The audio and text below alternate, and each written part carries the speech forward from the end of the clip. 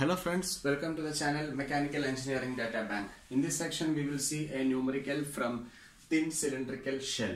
Thin cylindrical shell എന്താണ്? നമുക്കറിയാം thickness is less than d by 20, then it is called as a thin cylindrical shell. നമുക്ക് question വന്നിരിക്കുന്നത് cylindrical shell എന്ന് പറയുന്ന ടോപ്പിക്കിൽ നിന്നാണ്. സിലിണ്ടറിക്കൽ ഷെല്ല് പോലെ തന്നെ മറ്റൊരു ടോപ്പിക് ഉണ്ട്, സ്പെറിക്കൽ ഷെൽ എന്ന് പറയും. അപ്പോൾ സിലിണ്ടറിക്കൽ ഷെല്ലിന്റെ ക്വസ്റ്റ്യൻ വന്നാലും സ്പെറിക്കൽ ഷെല്ലിന്റെ ക്വസ്റ്റ്യൻ വന്നാലും ശ്രദ്ധിക്കാനുള്ള ഒരു കാര്യം, സിലിണ്ടറിക്കൽ ഷെല്ലാണെങ്കിൽ അവിടെ രണ്ട് ടൈപ്പ് സ്ട്രെസ് ഉണ്ടായിരിക്കും. ഒന്ന് ഹൂപ്പ് സ്ട്രെസ്, മറ്റൊന്ന് ലോഞ്ചിറ്റ്യൂഡിനൽ സ്ട്രെസ്. സ്പെറിക്കൽ ഷെല്ലിന്റെ കേസ് വരുമ്പോൾ നമുക്ക് അവിടെ ഹൂപ്പ് സ്ട്രെസ് മാത്രമേ കാണത്തുള്ളൂ. ആ ഒരു കാര്യമാണ് നമ്മൾ ശ്രദ്ധിക്കാനുള്ളത്. ഇക്വേഷൻസിനകത്തും ചെറിയൊരു മാറ്റം ഉണ്ടായിരിക്കും. അപ്പോൾ സിലിണ്ടറിക്കൽ ഷെല്ലിനെ സംബന്ധിച്ചിടത്തോളം ഹൂപ്പ് സ്ട്രെസിന്റെ ഇക്വേഷൻ PD/2T ആണ്, ലോഞ്ചിറ്റ്യൂഡിനൽ സ്ട്രെസ് PD/4T ആണ്. ഇനി സ്പെറിക്കൽ ഷെല്ലിലോട്ട് പോവുകയാണെങ്കിൽ ഹൂപ്പ് സ്ട്രെസ് മാത്രമാണ് എക്സിസ്റ്റ് ചെയ്യത്തുള്ളൂ. അതിന്റെ ഇക്വേഷൻ വരിക PD/4T ആണ് ഇക്വേഷൻ വരുന്നത്. അപ്പൊ ആ ഒരു കാര്യമാണ് ഏറ്റവും ശ്രദ്ധിക്കാനുള്ളത്. ഇനി ക്വസ്റ്റ്യനകത്തേക്ക് പോവാം. A closed cylindrical vessel made of steel plate 4 mm thick with a plain end carries a fluid under a pressure of 3 Newton per mm square. Diameter is 250 mm, length is 750 mm. Then calculate the longitudinal stress as well as the hoop stress. Determine the change in diameter, change in length, change in volume of the cylinder. Take elasticity 2.1 into 10 power 5 Newton per mm square. Poisson's ratio 0.286. Then find the variation of the shear stress through the thickness and walls. അതാണ് നമുക്ക് കണ്ടുപിടിക്കാനുള്ളത്. അപ്പോൾ cylindrical ഷെല്ലിൽ നിന്നുള്ള ഒരു question ആണ് വന്നിരിക്കുന്നത്. തന്നിരിക്കുന്ന കാര്യങ്ങൾ ആദ്യം നമുക്ക് നോക്കാം. തിക്നെസ് 4 mm തന്നിട്ടുണ്ട്.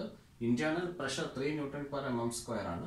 Diameter 250 mm, length 750 mm, elasticity 2.1 into 10 power 5, Poisson's ratio 0.286. ഇത്രയും കാര്യങ്ങൾ തന്നിട്ടുണ്ട്. കണ്ടുപിടിക്കാനുള്ള കാര്യങ്ങൾ എന്തൊക്കെയാണെന്ന് നമുക്ക് നോക്കാം. To find change in diameter, change in length and change in volume. അപ്പോൾ ഇത്രയും കാര്യങ്ങൾ നമുക്ക് കണ്ടുപിടിക്കാനുണ്ട്. ഓക്കെ, അതുപോലെ തന്നെ നമുക്ക് കണ്ടുപിടിക്കാനുള്ളതാണ് hoop stress or circumferential stress sigma h and longitudinal stress sigma L. അപ്പോൾ ഇത്രയും കാര്യങ്ങളാണ് നമുക്ക് ഇവിടെ കണ്ടുപിടിക്കാനുള്ളത്. 5 കാര്യങ്ങൾ.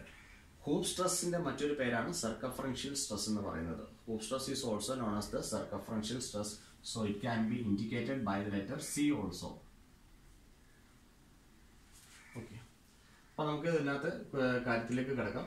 ഹൂപ്പ് സ്ട്രെസ് നമുക്ക് ആദ്യമേ നോക്കാം. Hoop stress sigma h is equal to PD/2T. On substitution 3 into 250 divided by 2 into 4. നമുക്ക് വാല്യൂ വരെ 93.75 ന്യൂട്ടൺ പെർ mm സ്ക്വയർ. ഇനി നമുക്ക് രണ്ടാമത് ലോഞ്ചിറ്റ്യൂഡിനൽ സ്ട്രെസ് കണ്ടുപിടിക്കാം. Sigma l is equal to PD/4T. 3 into 250 divided by 4 into 4. ഇത് വരിക 46.88 newton per mm square. അപ്പോൾ നമുക്ക് കണ്ടുപിടിക്കാനുള്ള ഹൂപ്പ് സ്ട്രെസ് കഴിഞ്ഞു, ലോഞ്ചിറ്റ്യൂഡിനൽ സ്ട്രെസ്സും കഴിഞ്ഞിട്ടുണ്ട്. ഇനി നമുക്ക് പോകാനുള്ളത് change in diameter, change in length, change in volume. അപ്പോൾ ചേഞ്ച് ഇൻ ഡയമെൻഷൻ ആണ് പറഞ്ഞിരിക്കുന്നത്. ചേഞ്ച് ഇൻ ഡയമെൻഷൻ എന്ന് പറയുമ്പോൾ നമ്മൾ ആദ്യമേ നമ്മൾക്ക് ഓർമ്മ വരേണ്ട സ്ട്രെയിനിനെ പറ്റിയാണ്. അപ്പോൾ ഡയാമീറ്ററിന്റെ സ്ട്രെയിൻ എന്ന് പറയുന്നത് നമുക്ക് ഹൂപ്പ് സ്ട്രെയിനും, ലെങ്തിന്റെ കേസിൽ നമ്മൾ സ്ട്രെയിൻ എടുക്കേണ്ടത് ലോഞ്ചിറ്റ്യൂഡിനൽ സ്ട്രെയിനുമാണ് നമുക്ക് എടുക്കാനുള്ളത്. അപ്പോൾ ഹൂപ്പ് സ്ട്രെയിൻ നമ്മൾ കാൽക്കുലേറ്റ് ചെയ്യണം, ലോഞ്ചിറ്റ്യൂഡിനൽ സ്ട്രെയിനും നമ്മൾ കാൽക്കുലേറ്റ് ചെയ്യണം. അപ്പോൾ ചേഞ്ച് ഇൻ ഡയമീറ്റർ കിട്ടാനായിട്ട് ആദ്യമേ നമ്മൾ നോക്കാനുള്ളത് ഹൂപ്പ് സ്ട്രെയിൻ കാൽക്കുലേറ്റ് ചെയ്യുകയാണ്. Hoop strain indicated by the letter epsilon h is equal to 1 divided by E sigma h minus nu into sigma L. The basic equation of elasticity നമ്മൾ പണ്ട് പഠിച്ചതാണ്. Same equation തന്നെയായിരുന്നു. അവിടെ എക്സും വൈയും Cartesian കോർഡിനേറ്റ്സിലായിരുന്നു. Sigma x minus nu sigma y. അതെ, അല്ലെങ്കിൽ പ്രിൻസിപ്പൽ സ്ട്രെസ്സിന്റെ ടേംസിൽ സിഗ്മ 1 മൈനസ് ന്യൂ സിഗ്മ 2. നമ്മൾ പഠിച്ചിരുന്ന സെയിം ഇക്വേഷൻ തന്നെയാണ് നമ്മളിവിടെ യൂസ് ചെയ്യുന്നത്. ഇവിടെയുള്ള രണ്ട് പ്രിൻസിപ്പൽ സ്ട്രെസ് എന്ന് പറയുന്നത് ഒന്ന് ഹൂപ്പ് സ്ട്രെസ്സും മറ്റൊന്ന് ലോഞ്ചിറ്റ്യൂഡിനൽ സ്ട്രെസ് ആണെന്നുള്ള ഒരു വ്യത്യാസം മാത്രമേ ഉള്ളൂ.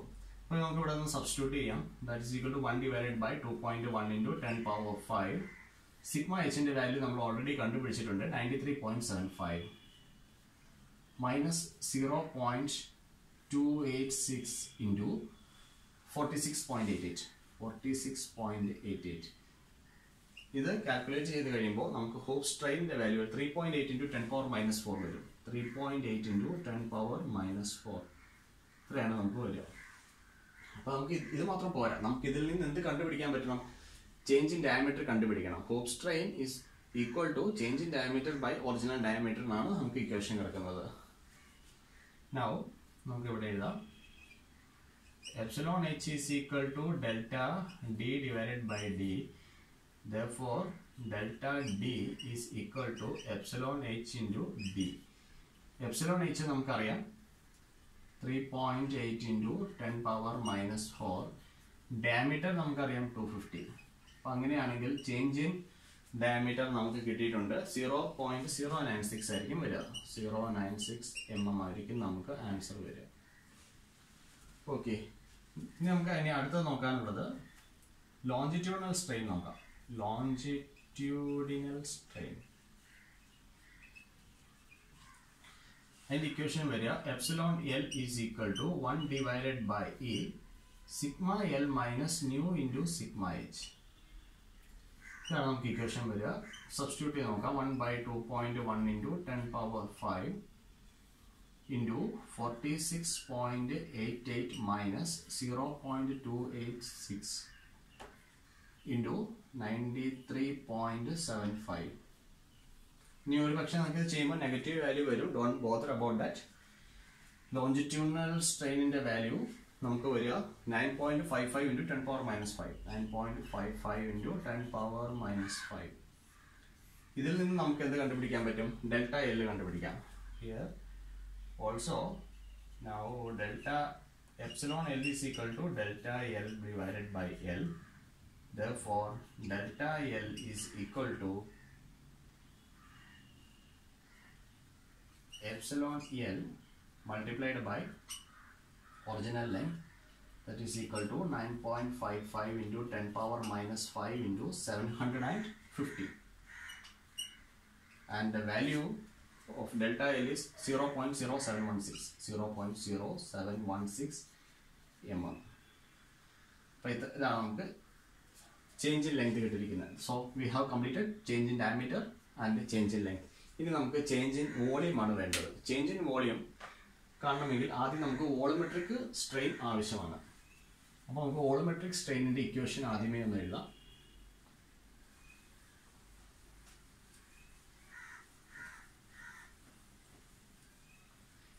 വോളിമെട്രിക് സ്ട്രെയിനിന്റെ ഇക്വേഷൻ എങ്ങനെ നമുക്ക് കണ്ടുപിടിക്കാം എന്നുള്ളതിന്റെ ഒരു ഹിന്റ് ഞാൻ തരാം.